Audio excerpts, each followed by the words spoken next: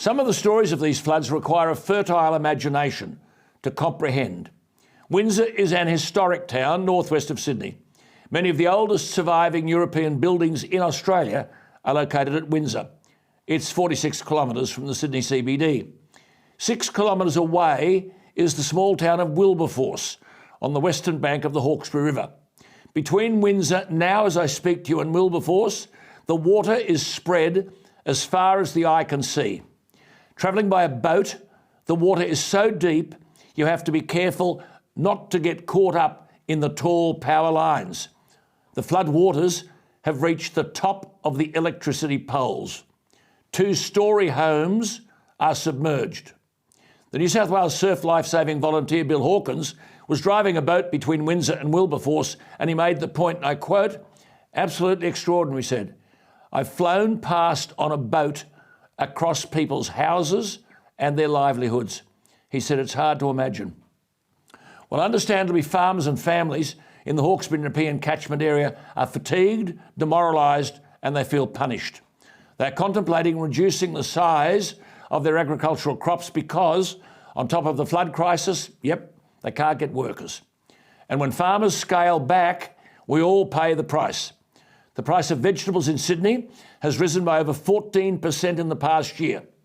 Make no mistake, the impact of the flooding on food production will be widespread and felt across Australia.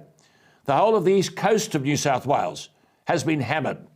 The Shoalhaven region on the southeast coast is 200 kilometres south of Sydney. Tourism is worth $1 billion a year to that community. They faced a summer of 2019 and the destruction from bushfires, a flood in early 2020, then a coronavirus lockdown, then another flood, then coronavirus lockdown 2, and now 2 major flooding events in 2022.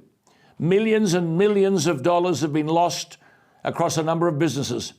As one businessman remarked, these floods just raise the anxiety level in a very fatigued, small business owner community who are not sure what tomorrow will bring. Well, in all this gloom, there is hopefully a ray of sunshine.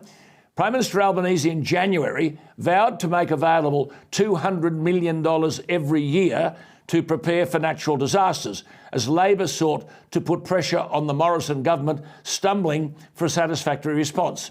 Now, I've long argued the nation needs a national disaster fund, that every year at federal budget time, we should appropriate to a national disaster fund. Now, Anthony Albanese nominated a figure of $200 million out of Commonwealth revenues of over $500 billion.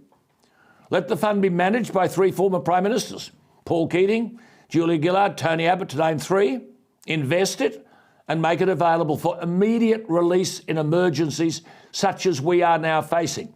People should not have to resort to begging bowls, nor should they have to suffer in such a way that victims of the 2019 bushfires, let alone the 2022 Lismore floods, are still a long way away from returning to anything approaching normality.